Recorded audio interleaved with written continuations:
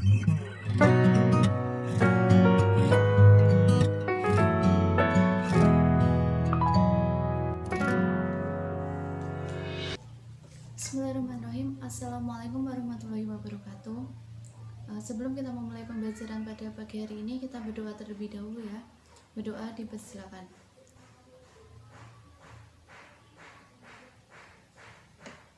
Berdoa selesai. Selamat pagi anak-anak, gimana kabar kalian hari ini? Sehat kan?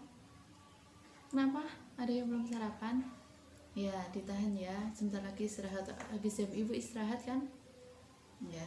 Oke, sebelum kita memulai pembelajaran pada pagi hari ini, ibu absen terlebih dahulu ya.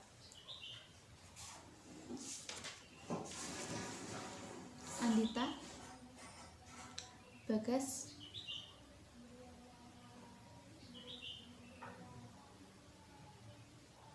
oke, hadir semua ya. Alhamdulillah. Oke, ada yang masih ingat kemarin kita belajar apa?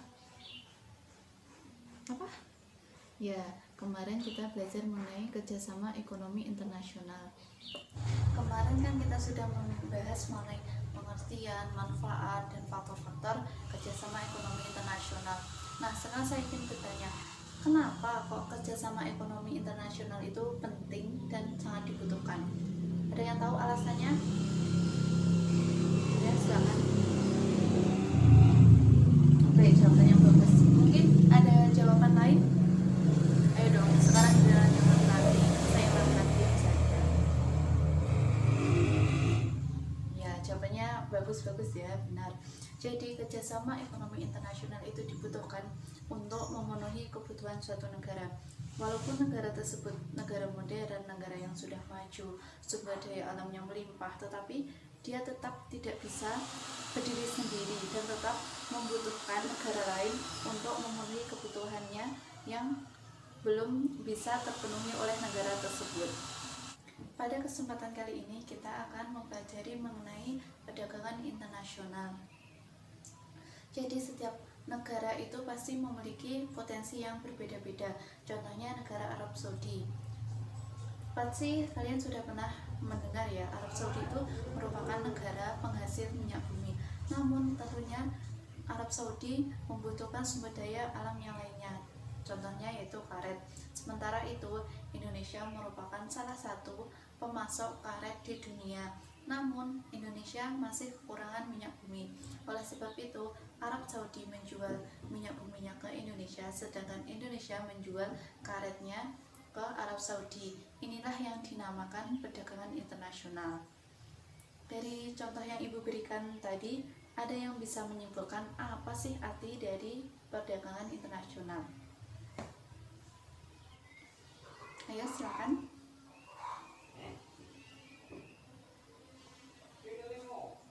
Yang lain? Oke, bagus ya jawabannya. Jadi perdagangan internasional itu merupakan aktivitas pertukaran barang atau jasa yang dilakukan suatu negara dengan negara yang lain dengan tujuan bersama.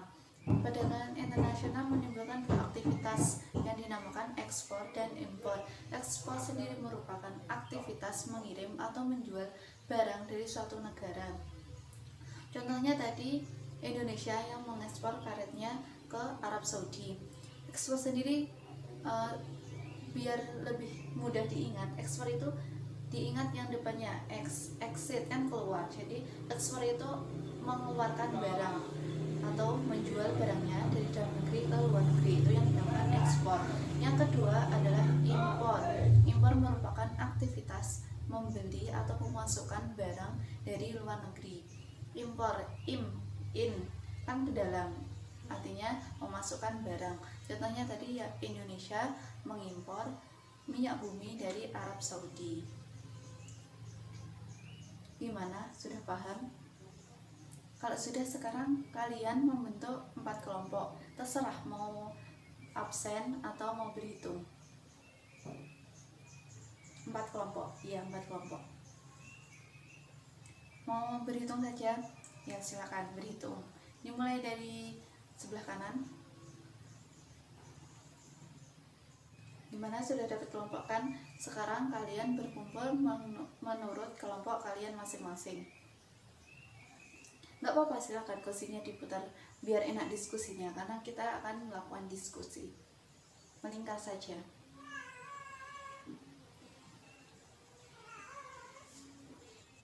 Gimana, semua sudah berkumpul menurut kelompoknya kan?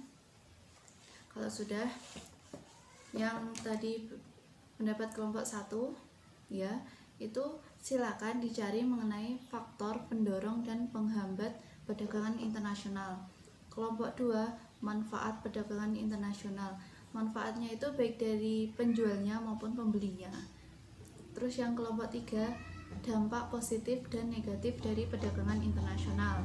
Yang kelompok 4, contoh-contoh perdagangan internasional yang dilakukan Indonesia. Baik itu Indonesia mengimpor barang ataupun mengekspor barang, itu silakan dicari contoh-contohnya.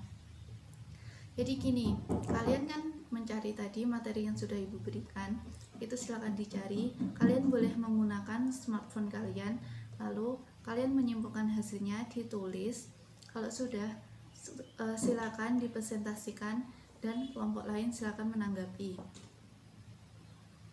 Iya, salah satu saja. Jadi salah satu mempresentasikan hasil dan kelompok lain silakan menanggapi ataupun bertanya. Lalu anggota kelompok yang lain bisa membantu untuk menjawab. Gimana? Sudah jelas kan? Waktunya 30 menit ya, 15 menit untuk mencari materinya dan 15 menit untuk presentasi. Silakan. Kalau ada yang belum paham, silakan langsung ditanyakan saja.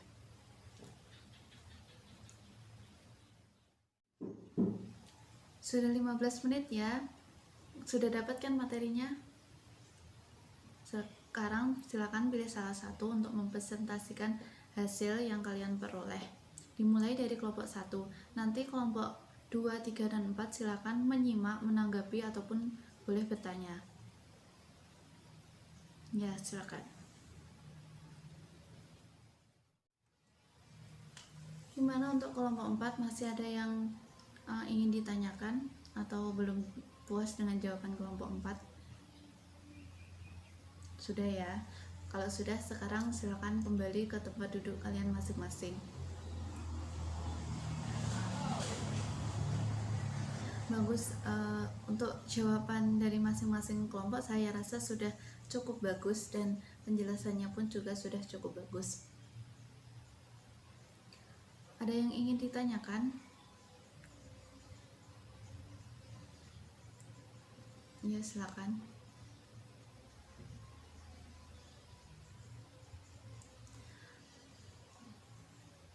Apakah setiap negara, gimana Mbak? Apakah setiap negara melakukan perdagangan internasional?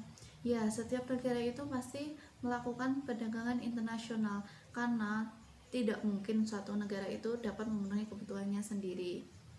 Sangat tidak mungkin, karena pasti ada saja kekurangannya. Walaupun negara modern, tapi tetap membutuhkan negara lain untuk melakukan pertukaran barang. Ada lagi yang ingin ditanyakan?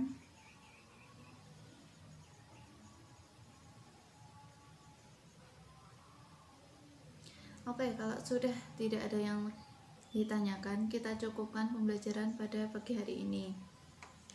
Untuk tugas di rumah, silakan kalian mencatat apa hasil yang kalian dapat dari diskusi kelompok kita kali ini. Mulai dari kelompok 1, 2, 3, dan 4 itu silakan kalian tulis apa saja yang kalian dapat. Lalu dilanjutkan dengan mengerjakan buku paket halaman 80-82 di buku tugas dan dikumpulkan pada pertemuan yang akan datang. Ya, masih ada waktu 1 minggu kan? Apa cukup. Oke, karena sebentar lagi kita akan melakukan UAS, jadi minggu depan kita akan membahas mengenai kisi-kisi ulangan akhir semester. Silakan dipelajari kembali dari materi pertemuan pertama tentang pendapatan nasional ya kalau tidak salah, yaitu silakan dipelajari sampai pertemuan kita pada hari ini. Apabila ada yang masih belum paham, silakan ditanyakan pada pertemuan yang akan datang. Jelas kan? Cukup sekian pembelajaran pada pagi hari ini. Semoga belajar kita pada hari ini membawa berkah untuk kita semua ya. Jangan lupa tugasnya dikerjakan, jaga kesehatan dan ibadahnya tetap dijaga. Dari saya ada kurang lebihnya mohon maaf. Wassalamualaikum warahmatullahi wabarakatuh.